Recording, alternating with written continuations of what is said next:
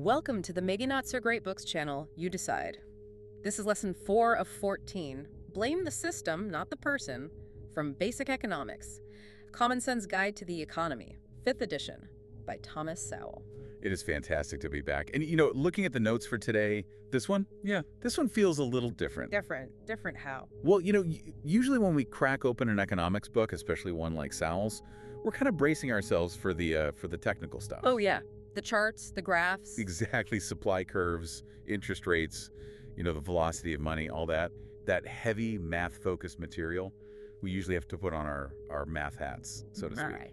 It feels like we're preparing for a lecture on how money moves around the globe. Precisely.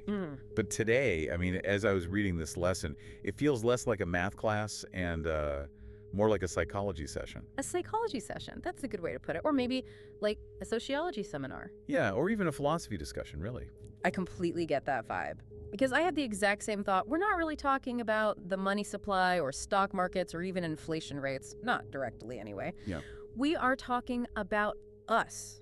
Yes. We're talking about how we as human beings look at the world around us and, more importantly, how we so often get it wrong. And not just get it wrong like you would on a test. No. We're talking about getting it wrong in a way that fundamentally shapes how we see everything. Justice, fairness, how society even functions. That's a really sharp observation because, while Sowell loves his data, and believe me, we'll get to some data, this lesson is really about the lens. It's about the lens through which we view all that data. It's about a cognitive bias, a fundamental one. It's almost like an optical illusion, but for the economy.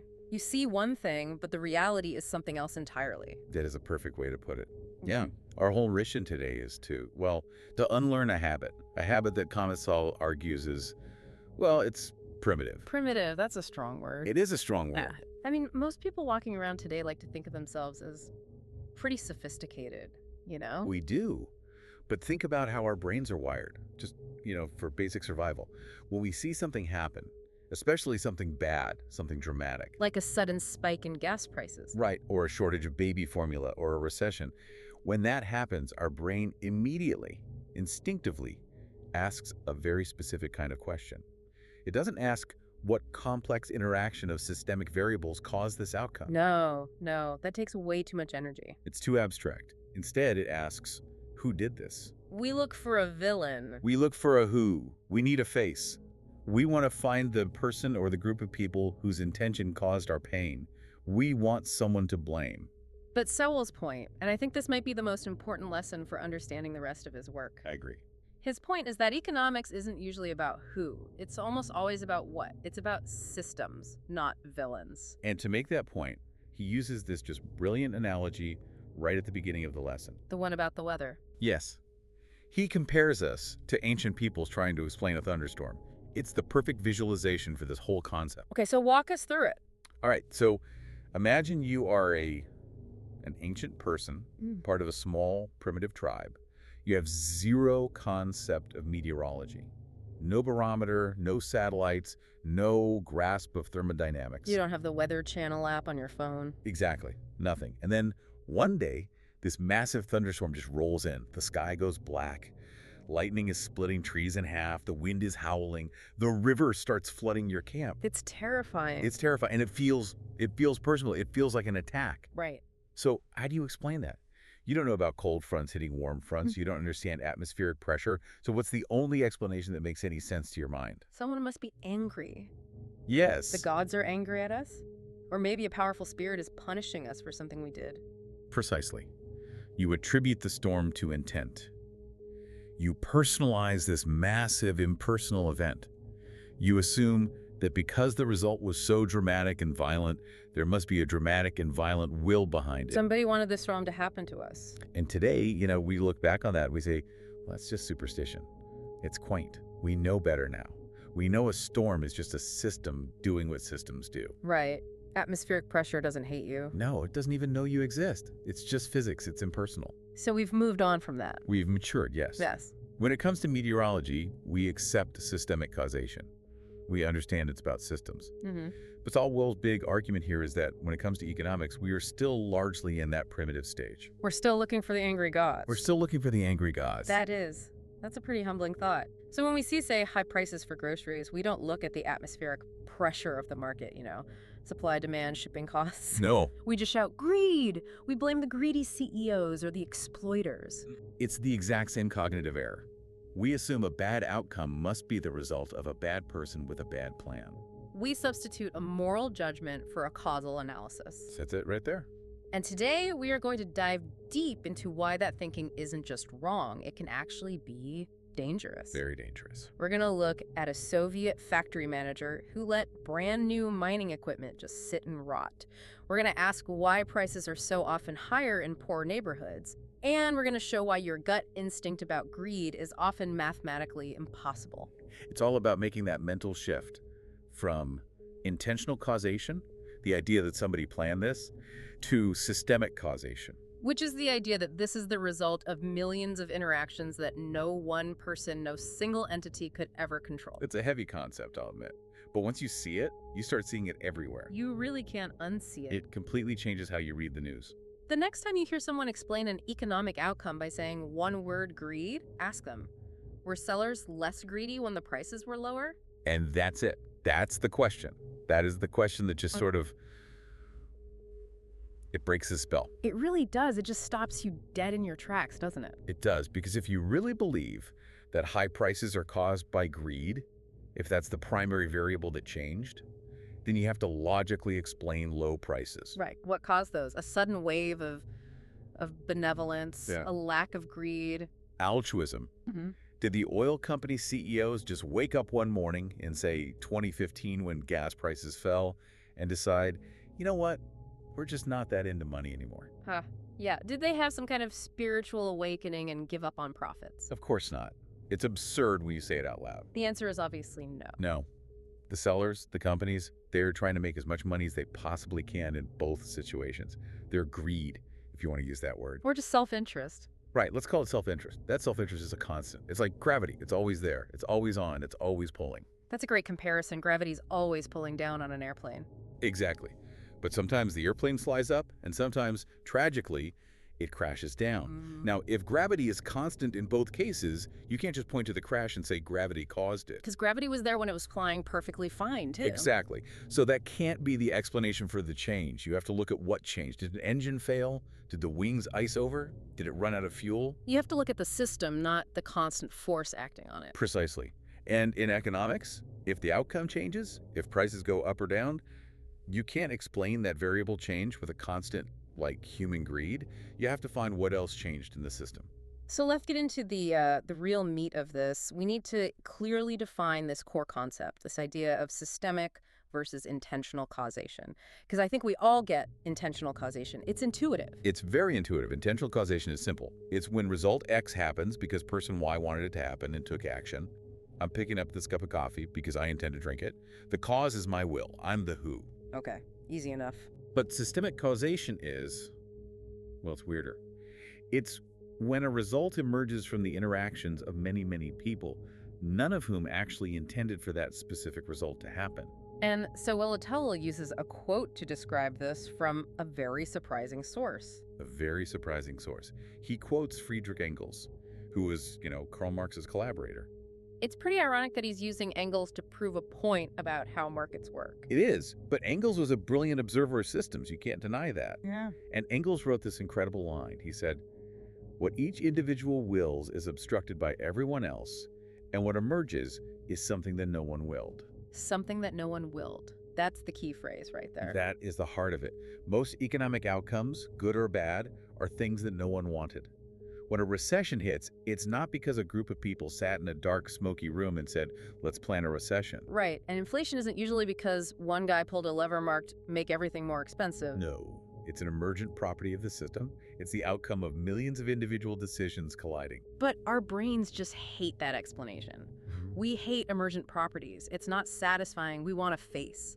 We want a name to blame. We crave a narrative. A villain makes for a much better story than marginal costs increased due to friction in the global supply chain. Huh. Yeah, that's not a great headline. But if we actually want to understand the world, and more importantly, if we want to fix the problems in it, we have to stop looking for the villain and start looking at the incentives. And to illustrate this, Sowell takes us somewhere fascinating. He takes us to a place where you would think intentional causation would be absolute king. Yes, a place where, in theory, everything was planned. Everything was ordered and directed by the conscious will of the state. The Soviet Union. The Soviet Union. The ultimate historical experiment in we can control the outcome from the top down. Exactly. This is the perfect test case. In a free market, you sort of expect some chaos, some unintended consequences. But in the Soviet Union, you had a command economy. The government in Moscow decided what gets made, when, where, by whom. So if there was ever a place where you could blame the WHO, it should be there. It should be. And yet, Sowell tells this one little story about a factory manager that just, it perfectly, almost tragically, captures this idea of the system completely overpowering the person. It honestly sounds like something out of a satire, like a dark comedy, but it was real life. It really does. It's the story of the mining equipment. And it's a masterclass in how perverse incentives can create outcomes that absolutely nobody wanted. Okay, so set the scene for us. Let's paint the picture here. Right, so we're deep inside the Soviet industrial machine. It's a very high-pressure environment. The central planners in Moscow, the Gosplan, they've decreed that mining output must increase. The whole country's 5-year plan depends on it. So it's a top priority. A critical priority. Yeah. But the mining industry is in crisis. They are desperate for new machinery, new drills, new equipment. The old stuff is breaking down, production is falling, and everyone up and down the chain of command is screaming for this new equipment. So the demand is there, it's urgent, the state needs ore. It's beyond urgent. Now here's the crazy part. The machines have actually been built. Oh, they exist? They exist. They are sitting in a factory yard, fully assembled, ready to go. They are physically there, but the factory manager absolutely refuses to ship them. He just leaves them there. Leaves them sitting in the storage yard, gathering dust, maybe getting rained on, while the mines are grinding to a halt, begging for help. Okay, let's pause right there. Let's use our primitive mindset, that intentional causation brain. What do we immediately assume about this factory manager? Well, our first thought is that he's an idiot, or he's lazy, or maybe he's a secret saboteur trying to bring down the Soviet Union from the inside. He must be a bad guy. He's the villain of the story. We judge his character. We say, what a greedy, stupid, lazy bureaucrat. But Saul, of course, digs into the details. He asks the real question, why? Why was this manager actually refusing to ship perfectly good machines? The answer is the paint. The paint. The official orders that came down from the ministry, the plan itself, it specified in painstaking detail that these mining machines had to be painted with a very specific red, oil-resistant paint. Okay, I mean, I guess that makes some sense. You want it to be protected? Sure, technically it makes sense. Yeah. It's for rust protection in a damp mine. Or maybe just because red is the color of the revolution. Who knows? Yeah. The reason doesn't really matter. The point is, it was written down in the spec sheet. It was an order. So it was basically law. It was law. But here is the snag. The factory did not have any red oil-resistant paint. Ah. They had tons of green oil-resistant paint. And they had some red varnish that wasn't oil-resistant. But they did not have the specific combination the orders required. So the machines are built, they work perfectly, they're just the wrong color. And because of that, the manager won't ship them. He will not ship them. But that's insane. Just paint them green. I promise you, the miners underground do not care what color the drill is as long as it drills. The miners don't care at all. But the ministry cares. And the inspectors care. And here is the punchline of the whole story. Yeah. When he was asked why he wouldn't just ship them, the manager didn't say, because I love the color red, or because rules are rules. What did he say? He said, I don't want to get 8 years. 8 years. 8 years. He was referring to a prison sentence, the Gulag. For disobeying official orders, in the Soviet system, any deviation from the plan wasn't just a mistake.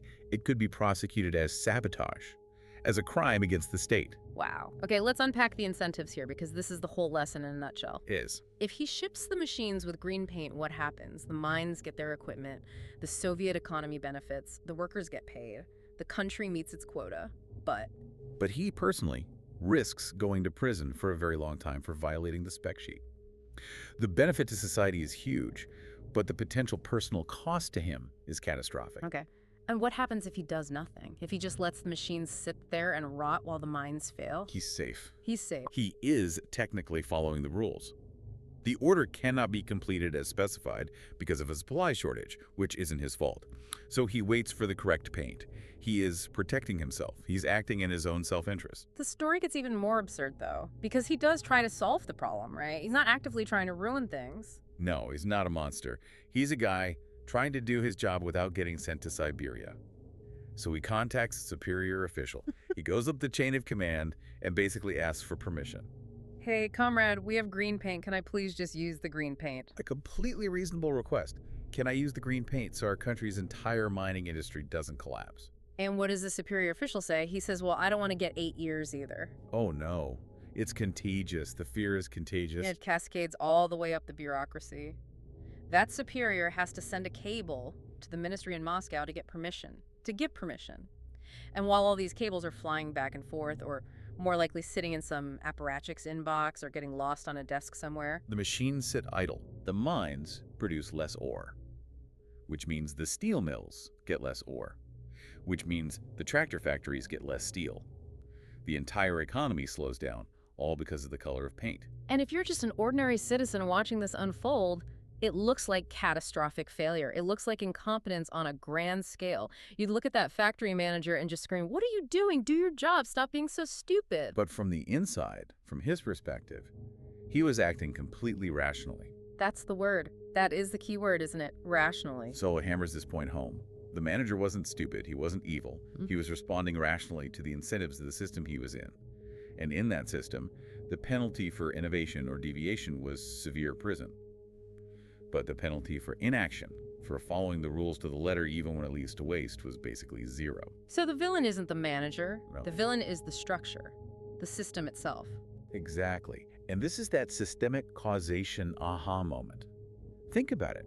If you fire that manager, let's say you execute him for sabotage, and you replace him with a better person, a smarter person, a more patriotic person, but you keep the rule.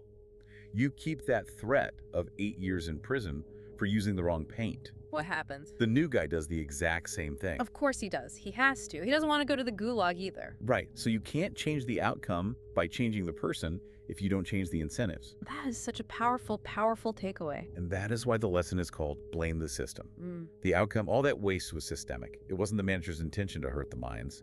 His intention was to stay out of jail. The interaction of his desire to stay out of jail and the system's rigid rules produced the outcome. No mining equipment. What's so interesting is that we tend to associate this kind of insane bureaucracy with, government or specifically communism. But Sowell immediately pivots this lesson to something that hits much closer to home for most of us. Yes. He takes this exact same logic and applies it right to the streets of a modern American city. We're talking about the very real, very charged phenomenon of high prices in low-income neighborhoods. This is a well-documented fact, and it is a very emotional topic, for good reason. The data shows that if you go to a giant supermarket in a wealthy suburb, a gallon of milk or a box of cereal will cost a certain amount. Right. But you go to a small corner store, a bodega, in a poor inner-city neighborhood, what the text Sowell is referencing calls ghetto prices, those same items are often significantly more expensive. And not just more expensive, the quality is often lower, right? The produce isn't as fresh, the selection is much worse. So you're literally paying more to get less. Correct. And on the surface, it feels incredibly fundamentally unfair. So let's apply our primitive mind again. What's the instinctive gut reaction to seeing that? The people with the least money are being forced to pay the most. What's the one-word explanation that jumps into everyone's head? Exploitation. Exploitation, or greed, or racism, predatory capitalism. We assume the store owner is some kind of villain looking at these poor customers and thinking, aha, I can gouge them because they're a captive audience. They have nowhere else to go. I'm going to squeeze every last penny out of them. It's the villain theory of economics in its purest form. We see a bad outcome, poor people paying more, and we assume there must be a bad person with a bad heart intentionally creating it. But Sowell immediately challenges this with a simple, devastating logic check. This is what he calls the greed test, and I love it because it's so powerful. It is. He basically asks this question. If these store owners are so incredibly greedy, and if charging these high prices in poor neighborhoods is such a surefire way to make massive, obscene profits, then where is everybody else? Exactly. Why aren't more businesses flocking there to get a piece of the action? Right. Greed, true greed, usually runs toward oversized profits, not away from them. Think about how capital works in the real world. If I told you there was a neighborhood where you could charge double for milk and people had no choice but to pay it, and the profits were just overflowing, greedy capitalists would be trampling each other to open stores there. You'd see a Walmart and a Target and a Whole Foods on every corner, all fighting to get a piece of that exploitation pie. But we see the opposite. The exact opposite. Major grocery chains often avoid these neighborhoods entirely. Local, family-owned stores are constantly closing down. You see boarded-up storefronts. So the actual behavior of businesses completely contradicts the greed theory. They're fleeing, not flocking. Which has to imply what? It has to imply that despite the high prices you see on the shelf, the profits just aren't there. That's the huge disconnect, isn't it? High prices do not automatically equal high profits. That is the single most common mistake people make. Revenue is what you take in at the cash register. Profit is what you have left after you pay all your bills. They are not the same thing. Okay, so let's play forensic accountant for a minute. If I'm a customer paying, say, $7 for a box of cereal that I know costs $4 in the suburbs, that extra $3 has to be going somewhere. If it's not going into the owner's pocket to fund a trip to the Bahamas, where is it going? It's being eaten by the system. It is being consumed by the higher costs of doing business in that specific environment. And so the Well breaks this down with the precision of an accountant. It has nothing to do with the owner's soul. It's all about the balance sheet. Let's walk through these costs one by one, because this is where the systemic causation becomes crystal clear. What's the first major factor he points to? Crime and security. Okay, that one seems kind of obvious, but let's look at the specific line items. Right. So if you run a store in a safe suburban area, your security costs are probably pretty low. Maybe you've got some cameras and alarm system. But in an inner city store in a high crime area, you might need a full-time security guard. That's a salary you have to pay. A full-time salary plus benefits. You probably need those heavy metal shutters you pull down over the windows at night. That's a big capital expense. But the really big one, the killer, is insurance. Insurance premiums. Your insurance premiums for fire, for theft, for liability are going to be astronomically higher because the risk of vandalism, theft, arson, or even riots is actuarially statistically higher. And the insurance companies aren't being evil for charging more, they're just looking at the data. They're calculating risk. They look at police reports by zip code. If the data says the risk of a claim is 10 times higher in one neighborhood than another, the premium is going to reflect that. It's just statistics. And that cost has to get passed on to the consumer. It has to be. It's a pass-through cost. If it's not, the store goes bankrupt. Yeah. It's that simple. Okay, so that's one big cost. Then there's the shoplifting math. So Well has this specific example about shoplifting that. It honestly blew my mind because I never thought about the leverage involved in retail profit margins. Yes, this really brings it home. He asks us to understand the margins first. Most people don't realize that grocery stores operate on razor-thin profit margins. A typical, well-run grocery store might make a profit of just 1 penny on every dollar of sales. 1%? That seems impossibly low. It is. It's a volume business. You don't make money selling 1 can of beans. You make money by selling 1,000,000 cans of beans. So Sowell sets up this simple example. Let's say a store buys an item from a wholesaler for 24 cents and sells it to you for 25 cents. Okay, so they make 1 penny of profit on that sale. 1 penny in the bank. Now imagine someone walks in and steals one of those items. They just slip it in their pocket and walk out the door. Just one little item, costing the store 24 cents. Right. So the store has lost the 24 cents they paid for the item, plus the potential penny of profit. To make up the loss on that one stolen item, to just get back to zero from that one theft, how many more of those items do they need to sell to paying customers? Well, if they're only making a penny of profit on each one, they'd have to sell 24 more items just to cover the cost of the one that was stolen. Exactly. The theft of one single item wipes out the entire profit from 24 other sales. Wow. When you put it like that, the leverage is just terrifying for a small business owner. It is. Now imagine you're in a neighborhood where the rate of shoplifting is high. Not just one item a day, but 10 or 50 or 100. The store has a fundamental mathematical problem. If they keep the price at 25 cents, they will go out of business. The math simply does not work. The theft eats the tiny margin, and then it starts eating their capital. So they're forced to raise the price. They have to. They raise the price to 30 cents or 35 cents. Not to buy a yacht, but to build a buffer to cover the cost of the inventory that is walking out the door unpaid for every single day. So the honest customers are effectively paying a tax to cover the cost of the dishonest ones. That is exactly what is happening. And it's tragic. The grandmother who comes in every day to buy her milk is subsidizing the person who is stealing beer. But notice, again, it's systemic. The store owner isn't sitting in the back twisting his mustache thinking, how can I hurt grandmothers today? No, he's looking at a ledger that says loss, loss, loss, and desperately trying to find a price point that says survival. There's one more cost factor that Sowell brings up that I had never, ever considered. It's a really subtle, hidden cost. He calls it the armored car problem. Yes, transaction costs. This all comes down to economies of scale, or in this case, a lack thereof. Break this down for us. Okay, so any business that deals in a lot of cash, especially in a higher crime area, needs to get that money to the bank safely. Sure. You can't just have an employee walk down the street with a sack of cash. Right. You hire an armored car service. You do. Now imagine an armored car pulls up to a huge suburban supermarket on a busy Saturday. They go in, they pick up a massive bag of cash. Let's say it's $50,000 in revenue. The whole stop takes 10 minutes. Got it. Now, that same armored car on the same route stops at a small bodega in a low-income neighborhood. They go in and pick up a small bag of cash, maybe $5,000 from the whole day. That stop also takes about 10 minutes. The driver's time is the same. The gas for the truck is the same. The risk is the same. The cost of the pickup to the armored car company is roughly the same. Let's say, for the sake of argument, they charge the business $100 for that stop. Okay. For the big suburban store, that $100 is a tiny fraction. It's 0.2% of the $50,000 they just moved. It's a negligible cost per dollar. But for the small inner city store, that same $100 fee is 2% of their $5,000 revenue. Wow. So the cost per dollar handled is 10 times higher. 10 times higher, just because the volume is lower. It's more expensive to be small.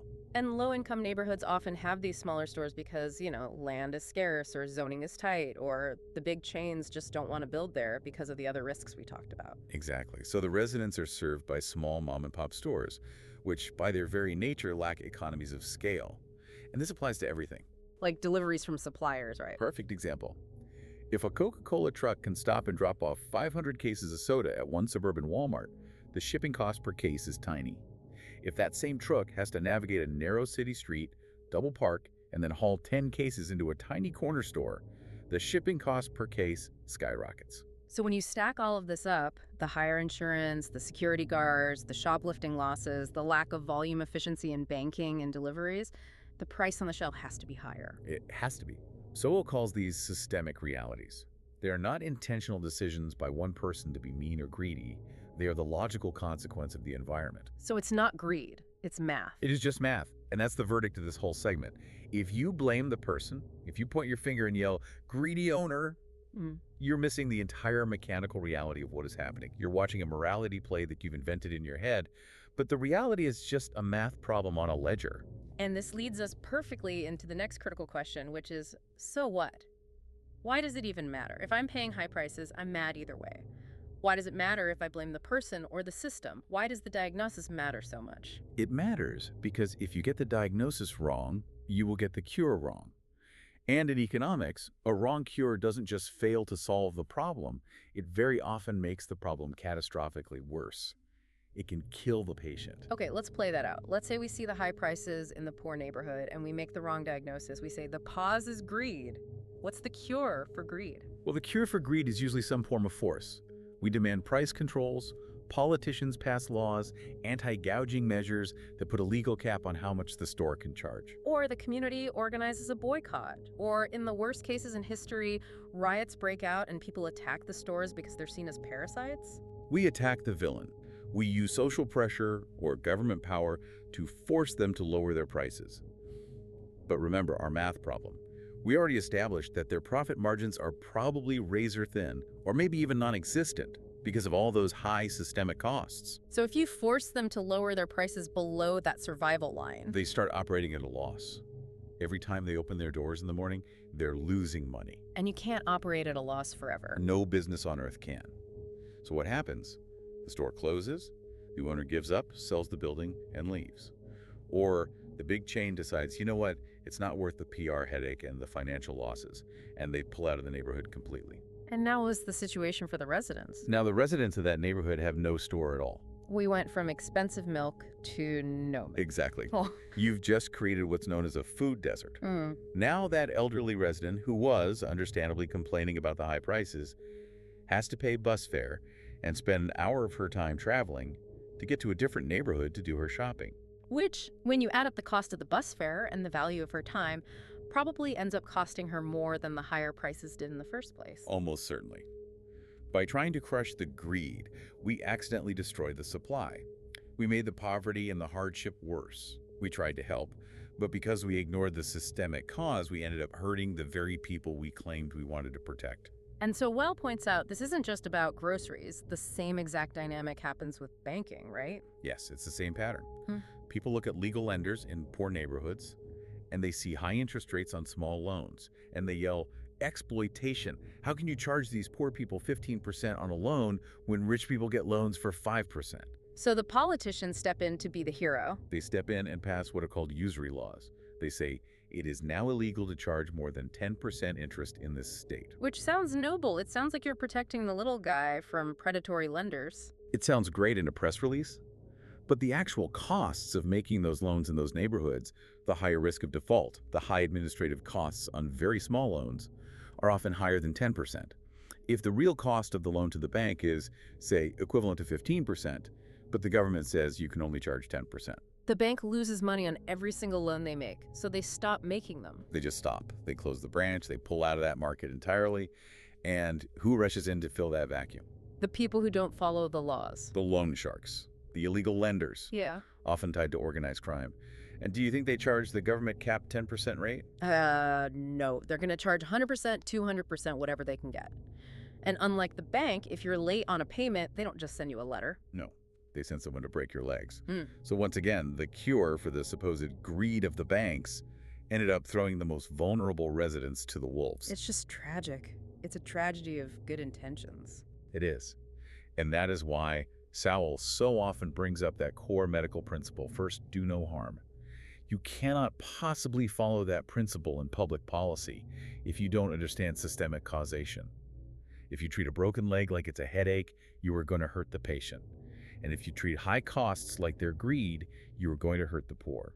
I want to circle back to that Friedrich Engels quote because hearing these examples, it feels even heavier now. It's so strange that Sowell is quoting Karl Marx's right-hand man to describe this. I know, but the quote is just too perfect.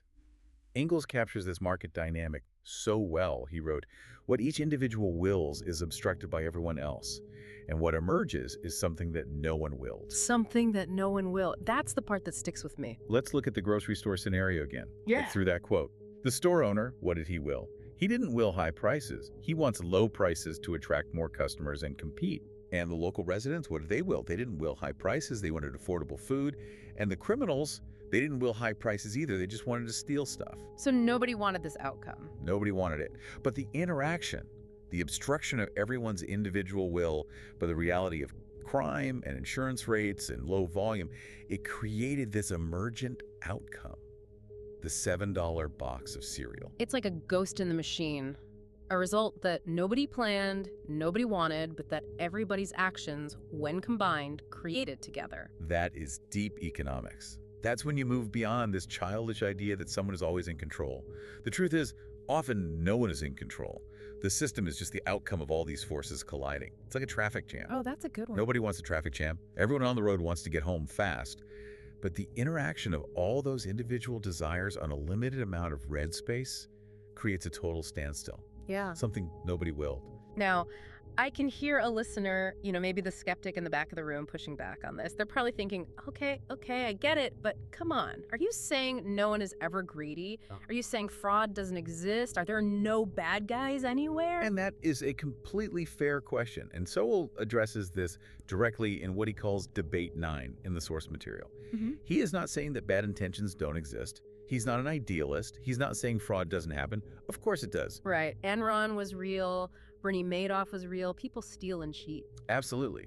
Scammers exist. Yeah. But the lesson is about your default explanation, your starting point.